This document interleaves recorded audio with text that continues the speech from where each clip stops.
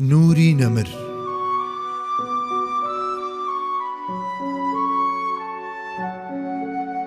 بەرجی پێنجەم، نووسینی مامۆستا محەممەد فەتحوڵڵا گولان.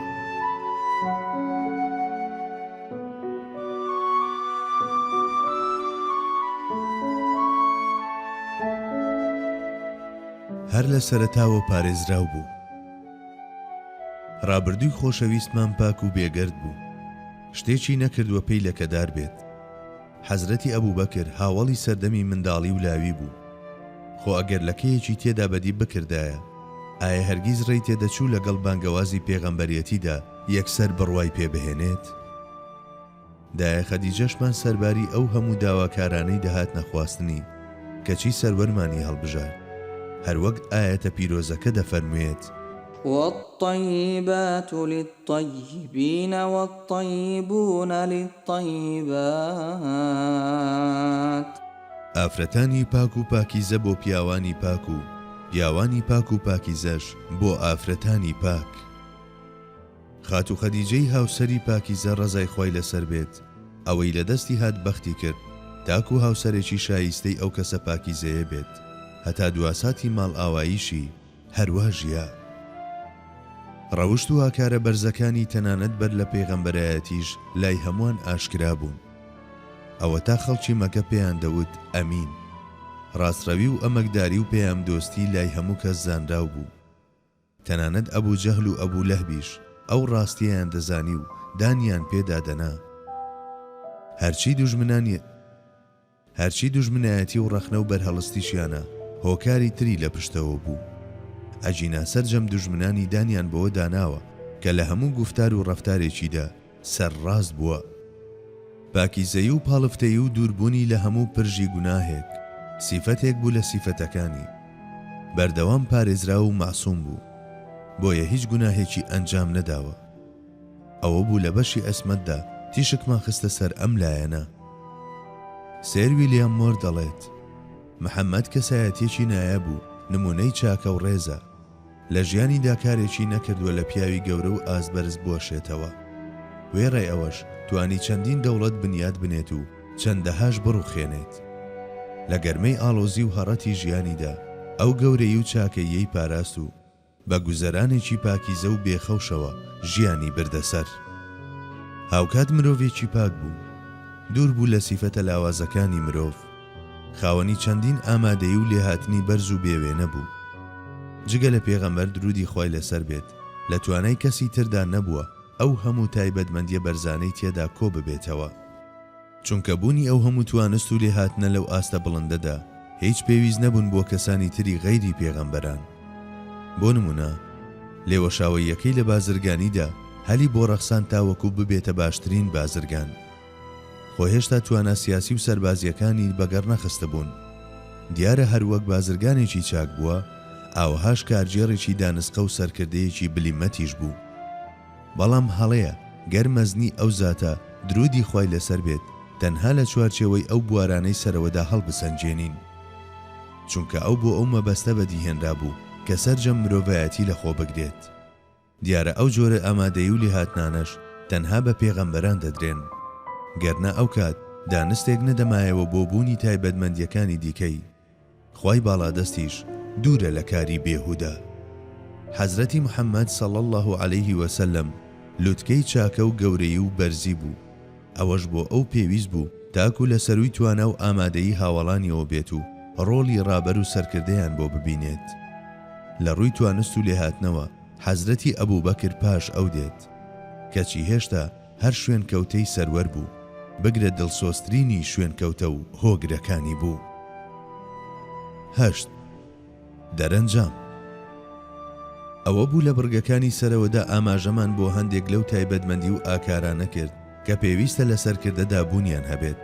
وەختێکیش لەو گۆشەنی گایەوە ڕوانیمانە سەرداری پێغەمبەران درودی خۆی لەسەر بێت، بینیمان کە ئەو تاکە کەسایەتیە ئەو ئاکارانەی تێدا کۆبوو بێتەوە. هیچ کەسیش نییە توانی بێتی لەو ئاستە نزیک ببێتەوە تاکو لەم بوارەدا بیکەینە پێوەر و بەوی بەراورد بکەین.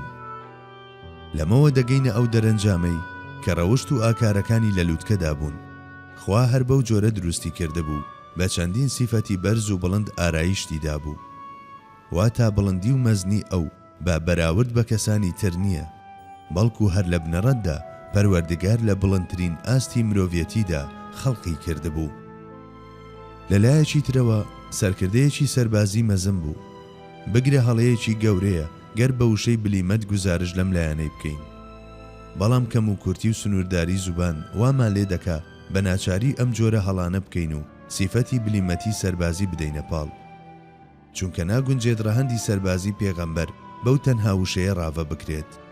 خۆ ئەو صلی الله علیه وسلم وەک پێغەمبەرێکم سیفەتەی هاوشێوەی کۆی سیفەتەکانی تری وابەستە بووە بە نیگای خوایی و فەتانەتە دەراسە و بێهاوتاکەیەوە. ئێمەش هەردەم ویستومانە پێ لەسەر ئەوەدا بگرین، واتا پیشاندانی ئەوەی کە ئەم لایەنانەی بەڵگەن لەسەر پێغەمبەرایەتیەکەی. ئێمەش لەم ڕوانگەیەوە نزیک دەبینەوە لە گشت ئەو بابەتانەی پەیوەندیان بە سەروەرمانەوە هەیە. سا ئەوە بە ئاشکرا باس بکەین یان نا. ئەوەندە هەیە کە ڕەوشی بێهاوتای سەروەرمان درودی خوای لەسەر بێت لە ڕووی سەربازی و بلیمەتی مەیدانی جەنگەوە لە ئاستێکدا بووە پێش سەرجەم ئەو سومبولە سەربازیانە کەوتووە کە بە درێژایی مێژوو هاتوونەتە سەرشانۆی ژیان. لەمەوە دەگەینە ئەو ڕاستیەی کە بلیمەتی ئەو نازدارە لە خودی خۆیەوە نەبووە، چونکە ئەو کەسێکی ئومی بووە و پێشتریش جگە لە جەنگی فیجار کە ناکۆچێکی بچووک بووە جەنگی تری نەدیوە. لەو جەنگەشدا تەنها تیری بۆ مامەکانی هەڵگرتووە و تیری نەهاویشتووە. بەڵام وا ئێستا چەندەها جەنگ بەڕێوە دەبات کە استراتیژیەتی خۆیان هەیە و لە هەمووشیاندا سەر دەکەوێت. بە جۆرێکیش زاڵ دەبێت کە سەرجەم سەرکردە و فەرماندە سەربازیەکان دەستەوسانن لە ئاستیدا. ئەوەش خۆی لە خۆیدا بەڵگەیەکی تری پێغەمبەریەکەیەتی، چونکە یەکەم بە فەرمانی خۆی باڵادەست نەخشەی بانگەوازێکی دیار و ڕوونی کێشە. ئامانجی تەواو ڕوون و ئاشکرا بوو. دەبوایە حەقیقەت بڵاو بکاتەوە و هەموو کۆسپ و ئاستەنگەکانی بەردەمی بڕەوێنێتەوە و سەر تاپای ژیانی تەرخان بکات لە پێناو گەیشتن بەو مەبەستەدا. ڕۆژ لە دوای ڕۆژ هەم لە خۆیدا و هەم لە کەسانی چواردەوریدا پێشکەوتنی خێرا لە تێگەیشتن و پەیبردن بەو ڕێگە و شێوازانەی بەرەو ئەو ئامانجە دەڕۆیشتن هات نەدی. بەڵام ئامانجەکە وەک خۆی مایەوە و هیچ گۆڕانکاریەکی بەسەردا نەهات و لە ڕێڕەوی خۆی لای نەدا. نەخۆی و نەپەیڕەوە ڕەسەن و بەختەوەرەکانی هیچ کات خۆپەرست و خودپەسەند نەبوون. ئەوانەی وردەکاری 23 ساڵەی تەمەنی بانگەوازکاریەکەی دەکەن چاک دەزانن کە هەر لە سەرەتای پەیامەکەیەوە هیچ قسەیەکی نەگۆڕیوە، بگرە تا دواساتی ژیانی وەک خۆی ماوەتەوە. لە هیچ قۆناغێک لە قۆناغەکانی ژیانیدا جەنگ ئامانجێک نەبووە لە ئامانجەکانی، بەڵکو دوایین ئامراز بووە کە پەنای بۆ بردووە، چونکە هەر دەم جێگرەوە و ڕێگەچارەی تری پێشکەش بەلایانی بەرامبەر کردووە. دوو جێگرەوەی یەکەم بریتی بوون لەوەی سەرپشتی کردوون لە نێوان ئەوەی مسلمان ببن یا خودباج و سەرانە بدەن. جا بۆیە هەر کەسێک یەکێک لەو دوو جێگرەوەیە قبول بکات لە ئیسلامدا دروست نییە جەنگی لەگەڵ بکرێت.